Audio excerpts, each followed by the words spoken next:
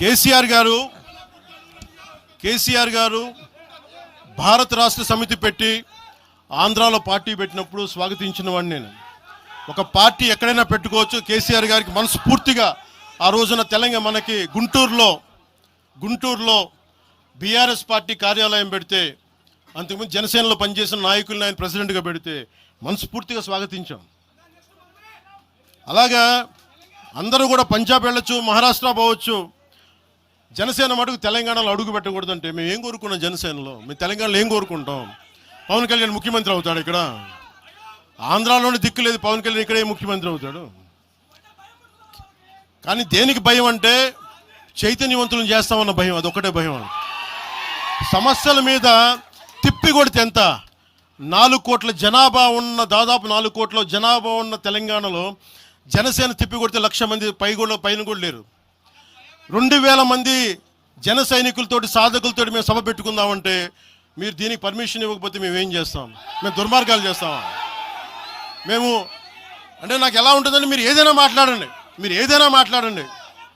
అంటే ఎక్కడ ఇప్పుడు నేను ఒక ఎనలిస్ట్ కూర్చొని నేను మాట్లాడింది వేరు, నువ్వు అమిత్ షా గారిని మాట్లాడితే నేను దాని గురించి ప్రస్తావిస్తే దీంట్లో ప్రాంతీయత ఎక్కడుంది? దీంట్లో తెలంగాణ నేను ఎప్పుడు అవమానం చేశాను? దీంట్లో కులాలు ఎక్కడ వచ్చినాయి? మీరు తీసుకొచ్చి మీరు తిడతా ఉంటే అంటే నాకు ఒక హక్కు కూడా లేదా? మీ ఇష్టానికి మీరు మాట్లాడితే మేము కనీసం నొచ్చుకునే అభిప్రాయం కూడా మేము చెప్పకూడదా? బాధ కూడా పడకూడదా? అంటే మేము కూర్చోబెట్టి బాంచం ద్వారా అలాగే ద్వారా మీరు ఎలాంటి వాళ్ళని భరించాలా? మేము పీకలు పోయినా పర్లేదు, పీకలు కోసుకుంటాం, కానీ భయం అయితే మాకు రాదు.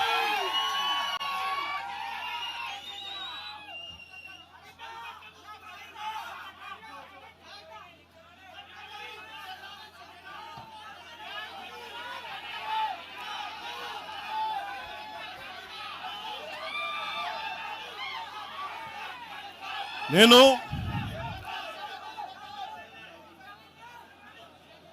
తెలంగాణలో ఆంధ్ర వాళ్ళకి ఏం పని అంటారు? సంతోషం, కరెక్ట్. అది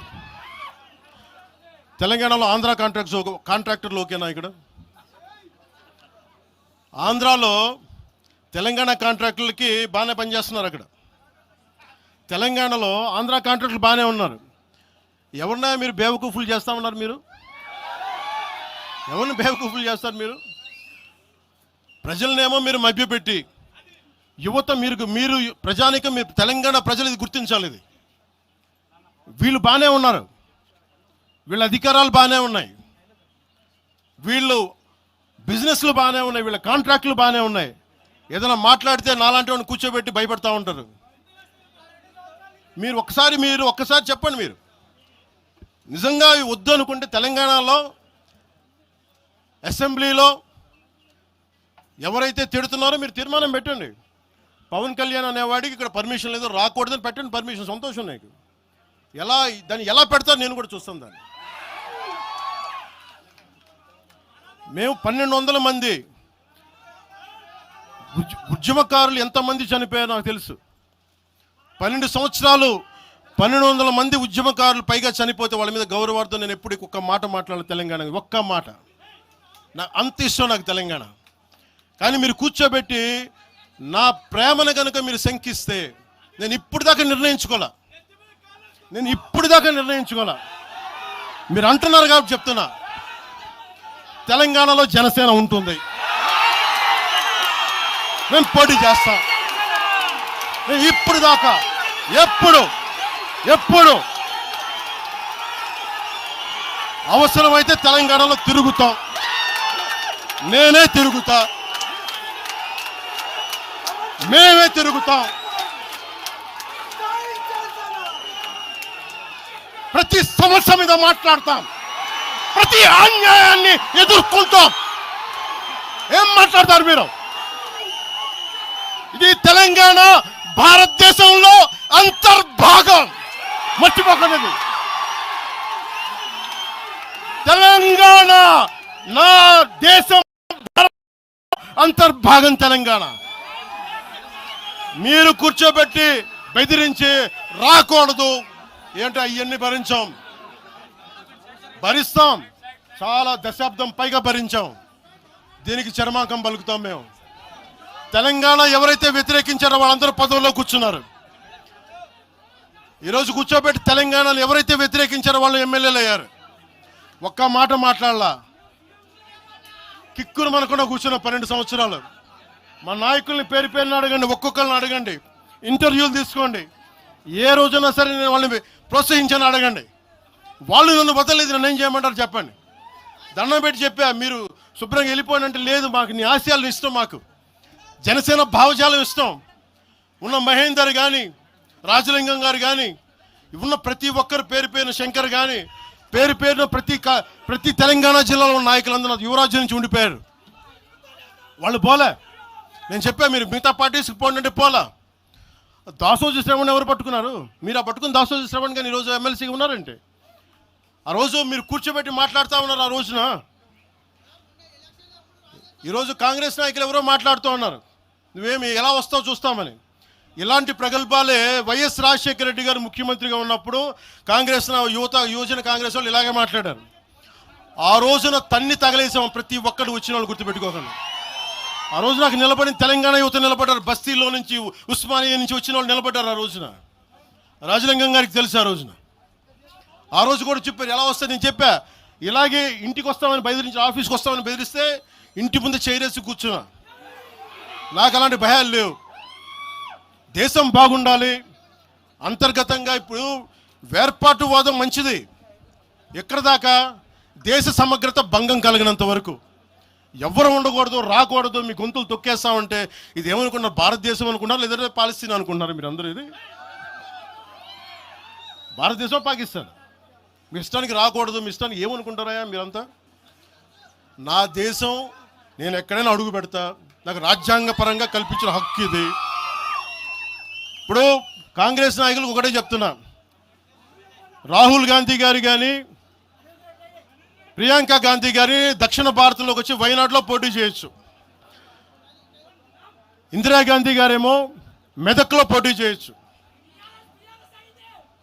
పివి నరసింహారావు గారిని ఎక్కడి నుంచి గెలిపించారు? తెలంగాణలో ఆయన ఓడగొడతారనే కదా ఆయన ఆ రోజున కొంచెం నంద్యాల పార్లమెంట్ నుంచి గెలిపించింది, ఆంధ్ర ప్రజలు కాదా గెలిపించింది. అప్పుడు ఆ రోజు తెలంగాణ నాయకుడిని చూసారా, మన నాయకుడిని చూసారా? ఆ రోజున ఏం బెదిరిస్తారా మీరందరూ కూర్చోబెట్టి? కాంగ్రెస్, మీరు చెప్పే వైసీపీ కాంగ్రెస్ నాయకులు, నేను దగ్గరుంటున్న మంగళగిరి దగ్గర ఇప్పటం అనే గ్రామంలో కాంగ్రెస్ దిమ్మల్ని కూలిస్తే, మీ కాంగ్రెస్ దిమ్మలకి నేను కూర్చోబెట్టి ఆ రోజు మాట్లాడింది, నేను తిరిగి దిమ్మల్ని కూర్చోబెట్టి నిలబెట్టింది మేము, మీ కాంగ్రెస్ దిమ్మల్ని. మీరు కూర్చోబెట్టి మమ్మల్ని గురించి మాట్లాడతారా? అసలు కాంగ్రెస్ పార్టీ అనే దానికి ఒక పద్ధతి ఉందా? మీరు ప్రాంతీయవాదమా? కాంగ్రెస్ పార్టీ రాహుల్ గాంధీ కానీ, ఇంక్లూడింగ్ శ్రీమతి ప్రియాంక గాంధీ కానీ, I hope you would respond. I expect Mr. Rahul Gandhi and Ms. Priyanka Gandhi to respond on this. Your leaders, your so-called national party, you're behaving like, your Congress leaders are few Congress leaders, behaving like separatists. And Meeru, again you want to come into Andhra Pradesh and your Congress has to be there. You wanted to be there. What a contradiction. What a hypocrisy. ఏమి hypocrisy మీకు? ఎక్కడికి పోతాం?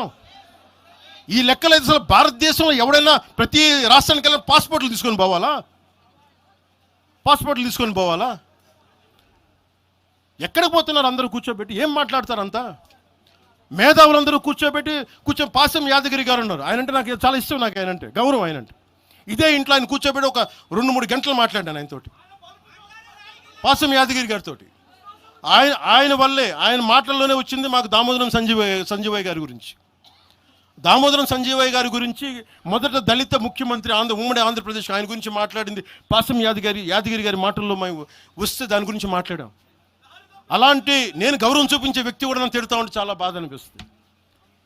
ఎట్టిపోతాం మేము? దేశం విడిచి పారిపోలేం కదా.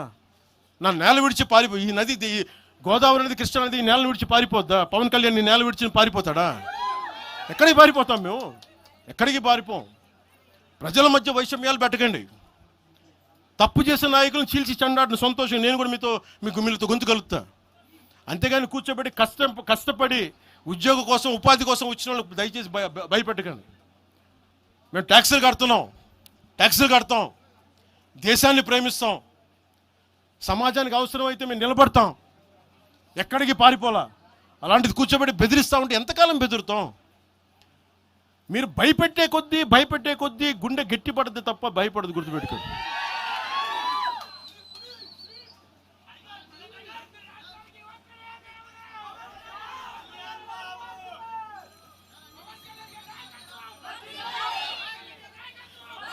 ఈ రోజున తెలంగాణ ఇవన్నీ డైవర్సివ్ టాక్టిక్స్.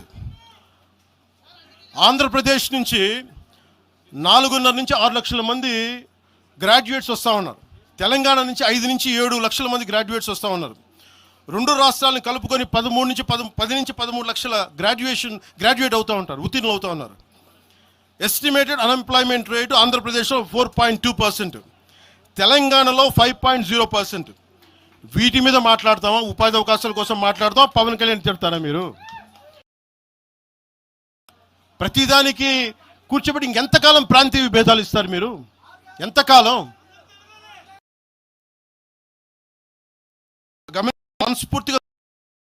మనస్ఫూర్తిగా 6 గ్యారంటీలు 6 సీట్లు మీరు మాట్లాడండి. తెలంగాణ యుద్ధం మీరు మాట్లాడండి, మీరు నిలబడండి, మీరు మాట్లాడండి. జనసేన పార్టీ 7 సిద్ధాంతాలు పుస్తకాల్లో చదివి వీటన్నిటికంటే కూడా తెలంగాణ నేల నేర్పించిన విలువలు ఇవి. వీటి కోసం మేము నిలబడే ఉన్నాం. ఇవేదో పుస్తకాల్లో రూపొందించిన సిద్ధాంతాలు కావి, తెలంగాణలో మేము చూసిన సామాజిక వాస్తవాల నుంచి పుట్టిన సిద్ధాంతాలు ఇవి. ఉస్మానియాలో 2009లో ఆ రోజు గద్రన్న పక్కనే ఉన్నాడు. ఆ రోజు ఇట్లాగే ఇబ్బంది కలిగిస్తూ ఉంటే ఒకటే అన్నాడు గద్రన్న, అరే తమ్మి నువ్వు మాట్లాడరు, ఎవరు వస్తారు నేను చూసుకుంటానని చెప్పి. ఒకటే చెప్తా ఉన్నాను, ప్రాంతీయ తెలంగాణ ఆవిర్భావాన్ని, తెలంగాణ రాష్ట్ర ప్రయోజనాల్ని, తెలంగాణ రాష్ట్రాన్ని ఏ రోజు కూడా జనసేన అగౌరవపరచలేదు, గుండెల్లో పెట్టుకుంటుంది జనసేన. అలాగే ప్రాంతీయతను మేము గౌరవిస్తాం. అదే ప్రాంతీయత పేరుతోటి జాతీయవాదాన్ని బలహీనపరిస్తే జనసేన ఎప్పటికీ అంగీకరించదు. మేము దానికోసం కొట్లాడతాం, నిలబడతాం. ఇది మీరు ఇలా మాట్లాడితే రేపు పొద్దున ఎక్కడ దాకా పోతాయంటే,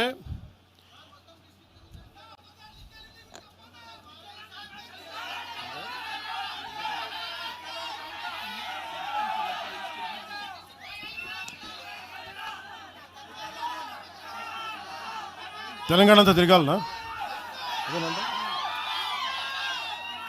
2008-9లో తెలంగాణ అంతా తిరిగినోడిని.